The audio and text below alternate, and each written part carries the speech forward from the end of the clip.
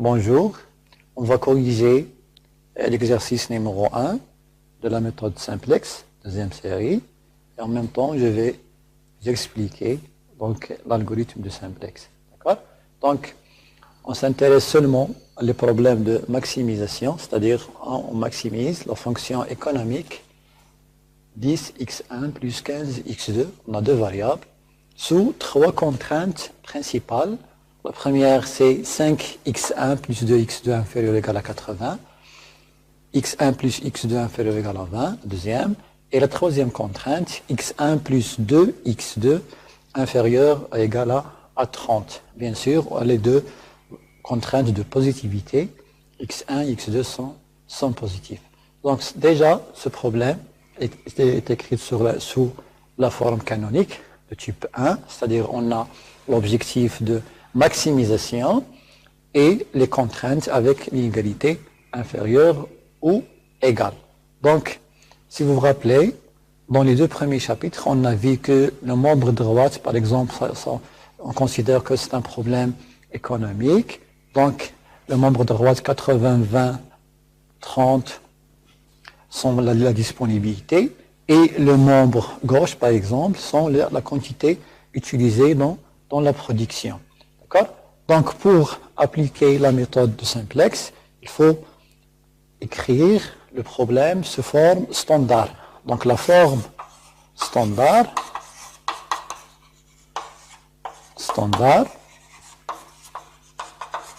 c'est-à-dire de transférer le problème des inégalités avec un problème en égalité, avec les égalités. D'accord? Donc, pour cela, on va introduire ce qu'on appelle les variables d'écart. Les variables d'écart. C'est-à-dire, une variable d'écart, c'est quoi? C'est la différence entre la disponibilité et la quantité utilisée. Donc, par exemple, si on a A inférieur ou égal à B, c'est A inférieur ou égal à B, donc l'écart entre B et A, on a note par exemple par E, c'est B moins A. C'est B moins A, c'est-à-dire on a A plus E est égal à B. Ou bien un exemple simple, par exemple on a 2 inférieur ou égal à 4, donc l'écart c'est 2. Donc E c'est 4 moins 2 est égal à 2. C'est-à-dire pour avoir l'égalité, c'est-à-dire 2 plus E est égal à 4. Donc pour chaque contrainte, on doit ajouter donc une variable d'écart pour avoir l'égalité. Donc la forme standard s'écrit sous forme. Donc on cherche à maximiser la fonction économique 10x1 plus 15x2. Donc sous les contraintes, donc 5x1 plus 2x2, donc plus une variable d'écart qu'on a note par exemple x3 est égal à 80. D'accord? La deuxième contrainte, on a x1 plus x2 plus une variable d'écart x4 qu'on note par x4 est égal à 20. D'accord? Et la troisième contrainte, on a x1 plus 2x2 plus une variable d'écart x5 est égal à 30. D'accord? Maintenant, on a trouvé un système linéaire avec 5 variables, les deux variables principales x1 et x2 et les trois variables d'écart pour chaque contrainte x3, x4 et x5.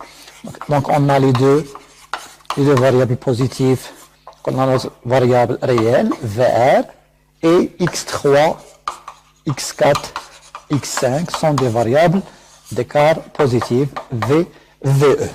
Donc ça c'est la forme standard. Donc maintenant on passe au premier tableau de simplex. Donc tracer un tableau.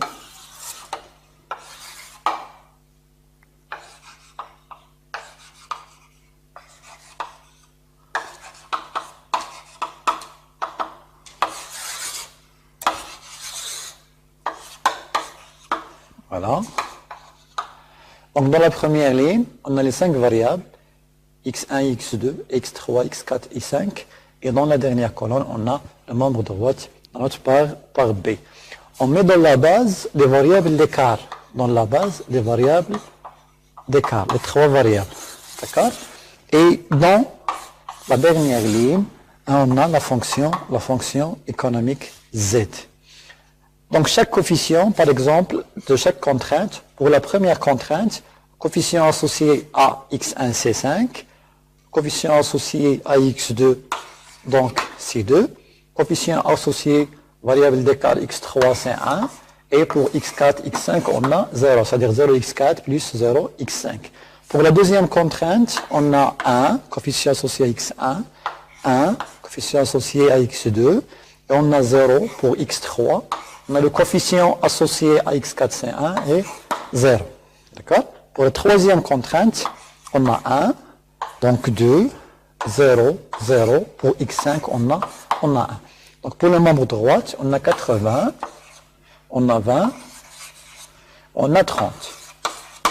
D'accord? Donc de même pour la fonction économique, donc le coefficient associé à x1, coefficient c'est 10, pour x2 c'est 15, donc les autres pour les variables auxiliaires 0, 0, 0, et le profit toujours on commence par 0. Donc la solution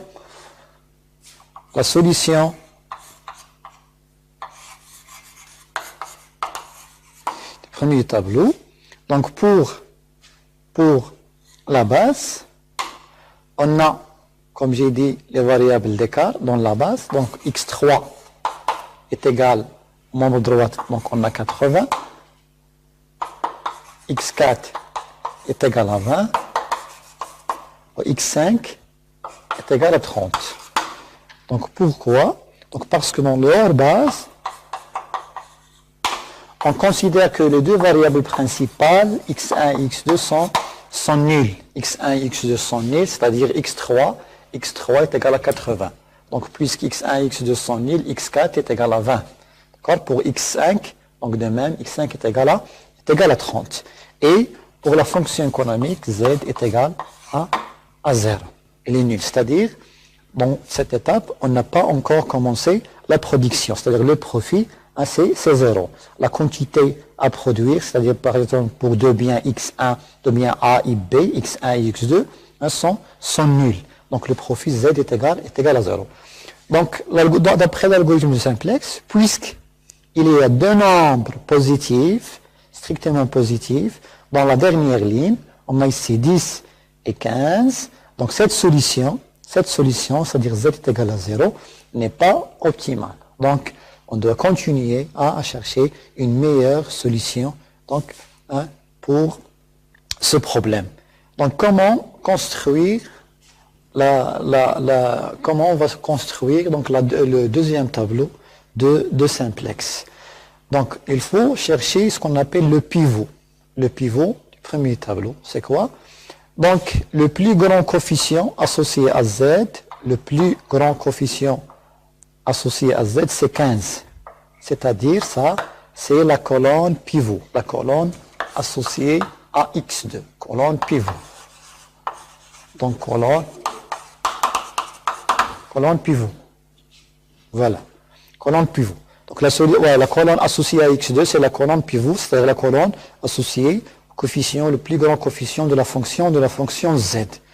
Donc pour déterminer la ligne pivot, on va diviser le membre droite B par la colonne pivot, c'est-à-dire donc 80 sur 2, 20 sur 1 et 30 sur 2. Donc ça est égal à 40, ça c'est 20 et ça c'est 15. Donc la ligne pivot, c'est la ligne où on a le plus petit rapport positif de la division B sur la colonne pivot, c'est-à-dire la ligne associée à x5. Alors, la ligne de pivot, c'est la ligne associée à x5. Ça, c'est la ligne pivot. Donc, le pivot, c'est quoi? C'est l'intersection entre la colonne pivot et la ligne pivot, c'est-à-dire c'est C2. Donc, x2, c'est la variable en 30. la variable entrante, c'est-à-dire la variable qui va entrer à la base B, qui va remplacer x5. x5, c'est la variable sortante. x5, c'est la variable sortante, c'est-à-dire on va changer dans le deuxième tableau x5 par x2. C'est-à-dire on va commencer, en économie, on va commencer la production. Construisons maintenant le deuxième tableau de simplex. Donc on a déterminé le pivot 2, C2. Donc la variable entrante x2, c'est-à-dire qu'il va remplacer la variable x5. Donc dans le deuxième tableau,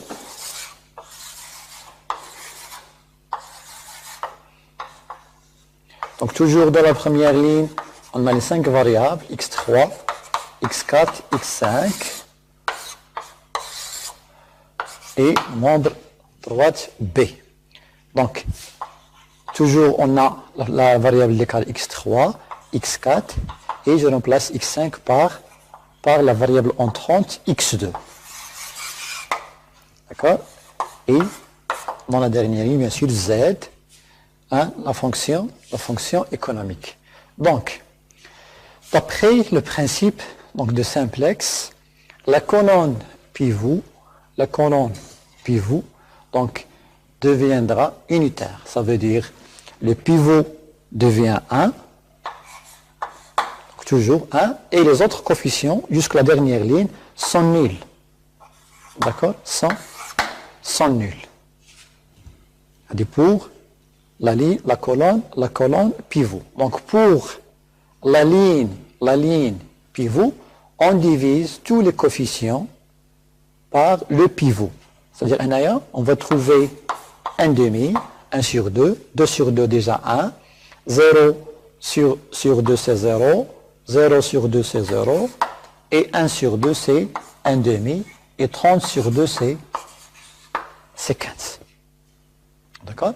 Donc pour les autres coefficients, c'est-à-dire qu'ils ne trouvent pas dans la ligne ou bien dans la colonne pivot, on va utiliser ce qu'on appelle la méthode rectangulaire. Par exemple, pour trouver le transfert de 5, donc on va construire un rectangle avec 5 et le pivot, c'est-à-dire ce rectangle-là, on a 5 et 2, donc ça c'est le pivot 2, on a 5, 2, 2 et 1. Donc, le nouveau coefficient, c'est quoi? Donc, c'est l'ancien coefficient 5, moins le diagonale, le produit de diagonale, 1 fois 2 sur 2. 1 fois 2 sur 2. D'accord? Donc, combien? Donc, 1 fois 2 sur 2, on a 5 moins 1 est égal à combien? Est égal à 4. Donc, on met ici 4. Donc, de même, par exemple, pour trouver le transféré de 1, on construit un rectangle avec 1 et le pivot 2, et les autres éléments sont 1, 1. C'est-à-dire on a 1, donc toujours le pivot 2, et 1. Un rectangle, d'accord? Donc, nouveau coefficient c'est quoi? Donc le transféré de 1, c'est 1 moins. Autre diagonale, 1 fois 1, sur 2. C'est-à-dire on a 1 moins 1 demi est égal à 1 demi. D'accord? Donc pour trouver le transféré de 10, donc de même, toujours, on utilise la méthode rectangulaire. Donc on a 10 et 2. Donc c'est un diagonale d'un rectangle. Donc l'autre diagonale c'est 1 et 15. 1 et 15. D'accord? Donc le transféré de 10, c'est 10 moins le diagonale, l'autre diagonale 1 fois 15 sur 2. Donc est égal à 10 moins 15 sur 2, c'est-à-dire combien? C'est 5 demi. C'est égal à ça, 5 demi. Donc de même, on va trouver donc les autres coefficients. Donc vous allez trouver ici 0,1, 0, moins 1, 25 sur 2. Dans la deuxième ligne, donc vous allez trouver 0, 1, moins 1 demi. D'accord? Et dans la dernière ligne, moins 1 demi, donc ici on a ici 50 plutôt, 50. D'accord? Non, ici 5. Dans la dernière ligne, on a 5 demi 0, 0, 0, moins 15 demi. 0, 0, moins 15 demi. Donc, et pour la fonction économique, la valeur de z, on va trouver moins 200, moins 225. Donc, puisqu'il y a encore un nombre strictement positif, donc cette solution, z, la solution z est égale à 225, n'est pas optimale. Donc, quelle est la solution de ce tableau? Donc, la solution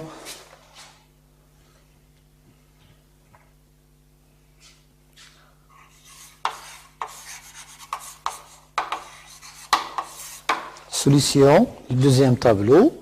Donc, les variables de base, on a x3 est égal au second membre 50 et x4 est égal à 5 et x2 est égal à 15. Donc, pour le hors base, c'est-à-dire les variables qui ne sont pas dans la base, c'est-à-dire on a x1 est nul et x5 sont nuls. Et pour z, la fonction z, c'est-à-dire 10x1 fois 15x2, vous allez trouver 200, puisqu'il est positif, 200 fois 25.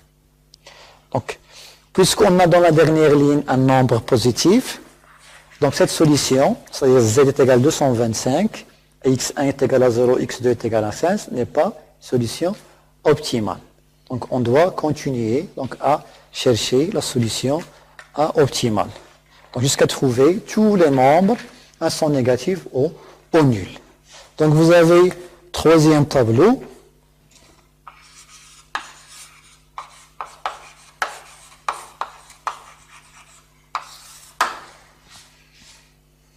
Donc avec un deuxième YAC. Donc demain, toujours déterminer le pivot, c'est-à-dire quelle est la variable, la colonne pivot, la ligne pivot, et la variable entrante, et la variable sortante. Donc le plus grand coefficient ici, c'est 5 demi, c'est-à-dire la colonne pivot, c'est la colonne associée à x1. Colonne pivot, associée à x1. Donc de même diviser le membre droite B par x1, donc B sur x1. Donc 50 sur 4, c'est 25 demi, c'est-à-dire 12,5. On a 5 sur 1 demi, on a 10. Et 15 sur 1 demi, c'est 30. Donc le plus petit rapport positif, c'est 10, c'est-à-dire associé à la variable x4. Donc la ligne pivot, c'est x4. Donc x1, c'est une variable entrante qui va entrer à la base B qui va remplacer la variable sortante x4. C'est-à-dire dans le troisième tableau, on va remplacer x4 par x1. D'accord? Donc toujours tracer un tableau.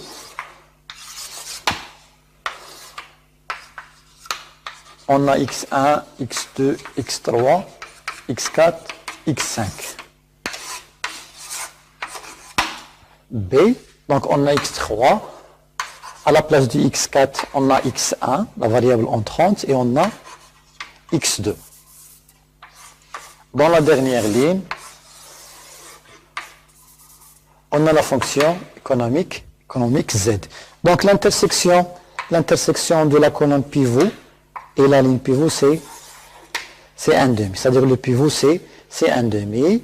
Donc la colonne pivot deviendra unitaire, c'est-à-dire tous les éléments nuls sauf le pivot, qui est égal à 1, 0, 0.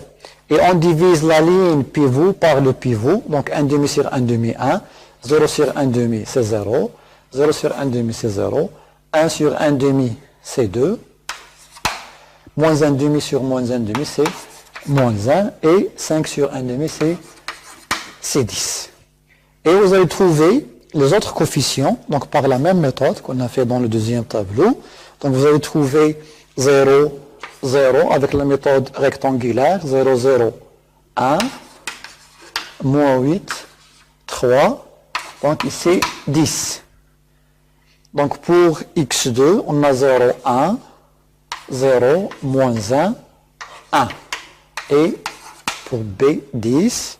Dans la dernière ligne, on a 0, 0, 0, moins 5, et pour le profit, c'est moins 250. D'accord?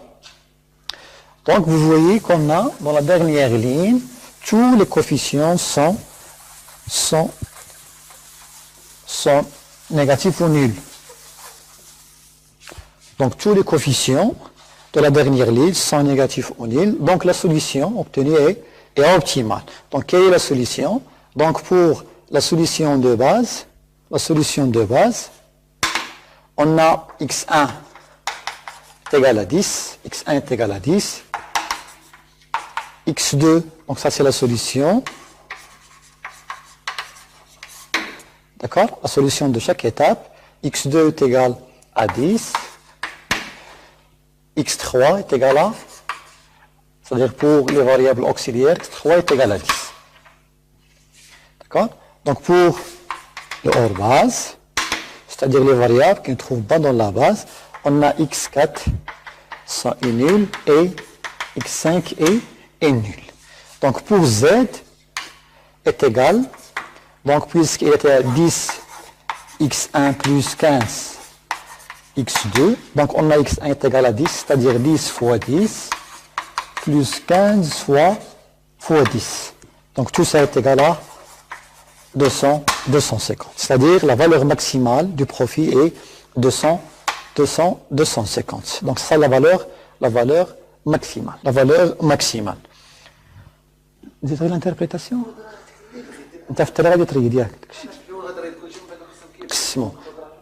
Donc maintenant pour l'interprétation économique. Donc pour l'interprétation économique, donc on a trouvé x1 est égal à 10 et x2 est égal à 10. Ça veut dire quoi? Ça veut dire qu'on a, par exemple, dans un problème économique, on a produit par exemple 10 unités d'un bien A et 10 unités d'un bien B, et on a trouvé le profit de 250. Donc pour les variables d'écart, donc puisque x4 et x5 sont nuls, c'est-à-dire x4 la variable d'écart de la deuxième contrainte, et x5 c'est la variable d'écart de la troisième contrainte. Donc, puisque sont nuls, x4 est égal à 0 et x5 est égal à 0, c'est-à-dire on a utilisé pleinement toute la disponibilité, tout le stock, par exemple. D'accord? Et puisque la première variable d'écart, x3, de la première contrainte, est non nulle, c'est-à-dire la quantité, la disponibilité, la quantité utilisée est largement suffisante. Je répète, donc puisque la variable d'écart, les variables d'écart x4 et x5 de la deuxième et la troisième contrainte sont nulles, c'est-à-dire on a utilisé pleinement la disponibilité, c'est-à-dire toute la quantité utilisée. Et puisque la première variable d'écart x3 est non nulle, c'est égal à 10 différente de 0, cette quantité est largement suffisante. Et merci.